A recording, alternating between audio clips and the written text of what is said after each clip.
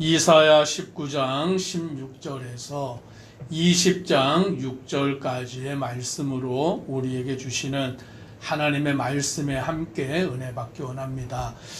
이사야 선지자가 하나님의 말씀을 전하던 그 당시는 아수르라는 강대한 나라가 세계를 정복하며 다스리던 그와 같은 때이고, 그 아수르가 강대국으로서 세계를 정복하던 그와 같은 때에 많은 나라들은 연합하여서 아수르에 대항하기 위해서 그들은 서로 힘을 모으기도 하고 또 애굽을 의지하여 나아가기도 하는 그때에 유다 백성들도 그와 같이 하나님을 의지하는 것이 아니라 애굽이나 다른 나라들을 의지하여 동맹하려고 하던 그때에 하나님은 그 유다 백성들을 향하여 말씀하여 주고 있습니다. 오늘 아수르를 대항하기 위하여 다른 나라를 의지할 것이 아니라 오직 하나님만을 의지하고 하나님만을 바라볼 것을 말씀하십니다.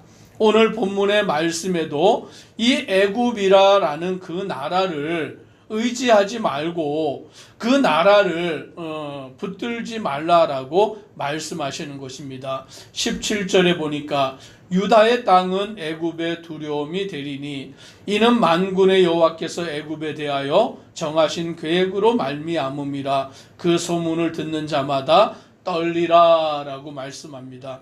오히려 유다의 땅이 애굽의 두려움이 되게 하겠다라고 하나님이 말씀하시는 거예요.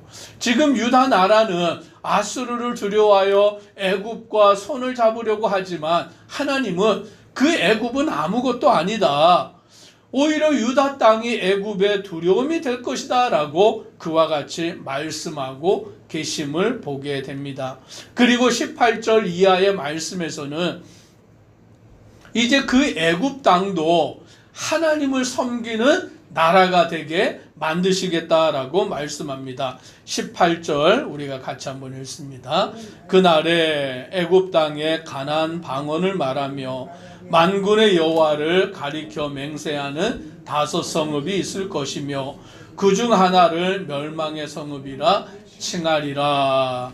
즉 애굽 땅에서 가나안 방언, 즉 이스라엘 백성들이 사는 그곳에 말을 하는 자들이 나오고 만군의 여호와를 가리켜 맹세하는 5 성읍이 있을 것이다 라고 말씀하는 것입니다.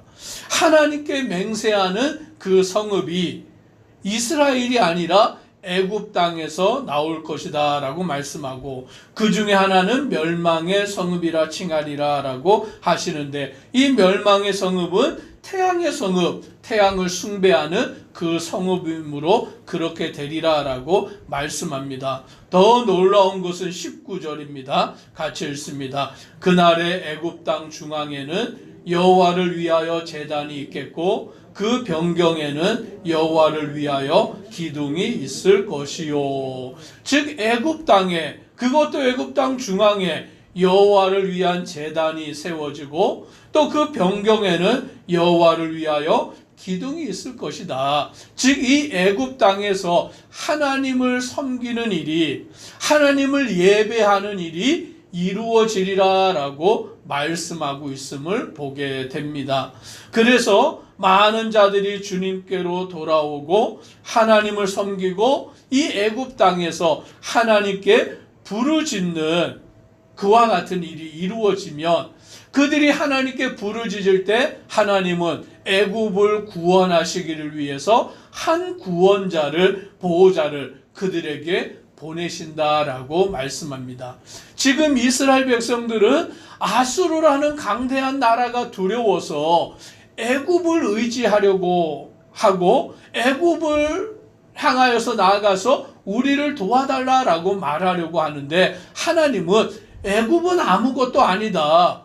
오히려 유다 땅으로 인하여 애굽은 두려워할 것이다 라고 말씀하고 애굽 땅에서 하나님을 섬기는 자들이 나오리라 라고 말씀합니다. 즉 애굽이라는 그 강대한 나라도 하나님의 주권과 통치 아래 있다라는 것을 지금 유다 백성들에게 말씀하여 주고 있는 내용인 것입니다. 그래서 이제 애굽의 백성들은 21절에 보니 이렇게 말씀합니다. 같이 읽습니다. 여호와께서 자기를 애굽에 알게 하시리니 그날에 애굽이 여호와를 알고 제물과 예물을 그에게 드리고 경배할 것이요 여호와께 서원하고 그대로 행하리라. 오늘 하나님이 애굽에 자기를 알리시니까, 자기를 나타내시니까 그날에 애굽이 여호와를 알게 되고 여호와를 경배하게 되고 여호와께 제물을 드리게 되고 여호와께 서원하게 되는 그와 같은 일이 이루어지리라 라고 말씀합니다. 즉 하나님은 온 세계를 다스리시고 주관하시는 분이 되시고 이방의 나라라 할지라도 하나님을 섬기는 자가 되게 만드신다라고 말씀하십니다. 그러므로 오늘 우리는 세상을 의지할 것이 아니라 또는 세상을 두려워할 것이 아니라 오직 하나님만을 믿고 의지하는 자 되기를 소망합니다. 하나님은 온 세계 만방의 모든 자들의 주가 되시고 그들을 주님께로 돌아오게 만드시는 하나님이신 줄 믿습니다. 오늘 그래서 하나님은 애굽을 치실지라도 고치시는 분이 되시고 오늘 그들을 하나님께 돌아오게 하시는 하나님이 되시고 그들의 간구를 들으시고 고치시는 하나님이 되신다라고 말씀합니다. 즉 하나님은 이스라엘의 하나님뿐만 아니라 애굽의 하나님도 되시고 온 세계 만방의 하나님이 되신다라고 말씀하여 주고 있는 것입니다. 더 놀라운 것은 이 애굽뿐만이 아니라 23절 같이 읽습니다. 그날에 애굽에서 아수르로 통하는 대로가 있어 아수르 사람은 애굽으로 가겠고 애굽 사람은 아수르로 갈 것이며 애굽 사람이 아수르 사람과 함께 경배하리라. 당시 세계는 아수르가 세계를 정복하여 나아감으로 말미암아 온 세상이 지금 떠들썩한 거예요. 그래서 아수르를 대항하기 위해서 지금 여러 나라들이 연합하고 애굽의 도움을 구하고 그와 같이 서로 전쟁이 벌어지는 시끄러운 시대인 것이죠. 정복 전쟁이 벌어지면서 그 모든 나라들이 지금 어지럽고 혼란한 가운데 있는 그때에 애굽에서 아수르로 가는 길이 열리고 아수르에서 애굽으로 가는 길이 열려서 서로 왕래하게 되는데 그 왕래가 무엇을 위한 것이냐? 하나님을 경배하기 위한 것이다 라고 말씀해 주고 있어요. 즉 이 말은 온 세계가 하나님을 경배하게 만드신다라고 말씀해 주시는 것입니다. 얼마나 놀랍습니까? 온 세상이 지금 우리가 보더라도 지금 세상이 어떻습니까?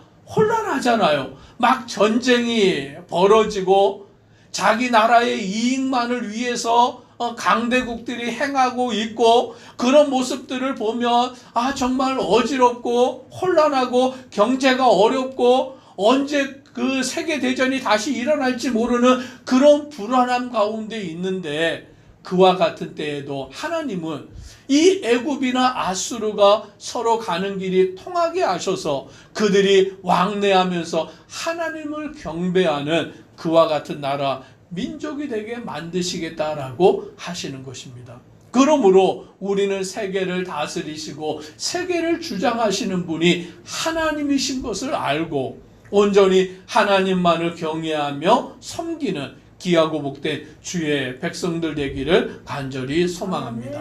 이제 20장에 들어와서는 오늘 그 아수르 왕이 아스돗 그 블레셋을 치는 그때에 대한 말씀을 주고 있습니다. 그런데 그때에 하나님은 이사야 선지자에게 뭐라고 말씀하시냐면 2절을 같이 읽습니다. 그때에 여호와께서 아모스의 아들 이사야에게 말씀하여 이르시되 갈지어다 내 허리에서 배를 끌고 내 발에서 신을 벗을지니라 하시매 그가 그대로 하여 벗은 몸과 벗은 발로 다니니라.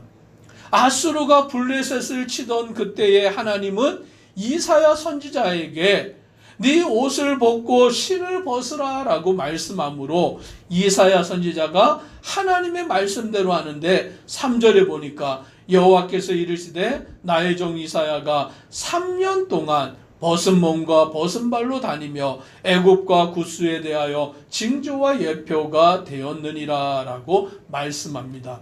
무려 3년 동안, 하루도 아니고 이틀도 아니고 3년 동안 이사야 선지자가 하나님의 말씀대로 순종해서 어떻게 행하였다고요? 벗은 몸과 벗은 발로 옷을 다 벗고 신을 벗고 그런 모습으로 지금 길거리를 다니면서 하나님의 말씀을 외치는데 무려 그 기간이 3년이나 된 거예요. 오늘 하나님의 말씀에 온전히 순종하는 이사야 선지자의 모습과 왜 하나님은 이렇게 이사야 선지자에게 벗은 몸과 벗은 발로 다니라라고 하셨냐면 애굽과 구스에 대하여 징조와 예표가 되었다라고 말씀하며 애굽과 구스가 아수르의 포로가 될 것이다 라고 말씀하여 주고 있는 것입니다. 그러면 왜 하나님이 이렇게 하셨느냐? 오늘 우리는 5절과 6절을 같이 봐야 합니다. 같이 보겠습니다. 그들이 바라던 구스와 자랑하던 애굽으로 말미암아 그들이 놀라고 부끄러워할 것이라. 그날에 이 해변 주민이 말하기를 우리가 믿던 나라 곧 우리가 아수르 왕에게서 벗어나기를 바라고 달려가서 도움을 구하던 나라가 이같이 되었은즉 우리가 어찌 능히 피하리요 하리라. 아멘. 즉 하나님이 왜 이사야 선지자에게 벗은 몸과 벗은 발로 다니라고 하였냐면 애굽이 아수르에게 져서 그들이 포로가 되어서 끌려갈 때에 벗은 몸과 벗은 발로 포로가 될 것이다 라고 말씀하시는 거예요. 그러면 왜 이 애굽과 구스에게 이와 같이 하나님이 심판을 하시느냐? 그것은 다른 나라들이 애굽을 의지하였기 때문인 거죠. 너희가 의지하는 이 애굽 봐라, 아무것도 아니야. 오늘 그들은 아수르에게서 져서 그들에게 포로로 끌려갈 때 벗은 몸과 벗은 발로 끌려갈 수밖에 없는 자들이야 라는 것을 하나님이 보여주고 있는 것입니다. 지금 애굽과 아수르가 하나가 되는 그 장면을 19장에서 보여주셨는데 20장에서는 애굽이 아수르에게 져서 그와 같이 포로가 되어가는 장면을 보여주시는 것을 통하여서 이 세계를 다스리시는 분이 하나님이시다라는 것을 분명하게 나타내주고 있는 거예요. 그러니 오늘 저와 우리 성도님들이 사람을 의지하는 것이, 세상을 의지하는 것이 얼마나 헛되고 어리석은 것이냐라는 것을 말씀을 통하여 깨닫고 오직 하나님만을 믿고 의지하고 바라보고 주님 앞에 나아가는 믿음의 성도 되기를 주의 이름으로 축복합니다. 기도드리겠습니다. 사랑의 하나님, 오늘 우리가 의지할 이는 하나님 한 분밖에 없음을 믿게 하여 주옵소서. 세상의 강대한 나라 애굽도, 강대한 나라 아수르도 우리가 의지할 나라가 아닌 것입니다. 사람들을 의지하고 세상을 의지하고 세상을 바라보고 나아가는 것이 아니라 오직 우리의 구원자이시고 세상의 모든 나라를 다스리시는 하나님만을 믿고 의지하는 믿음의 성도 되도록 은혜 더하여 주옵소서. 예수님 이름으로 기도드리옵나이다. 아멘.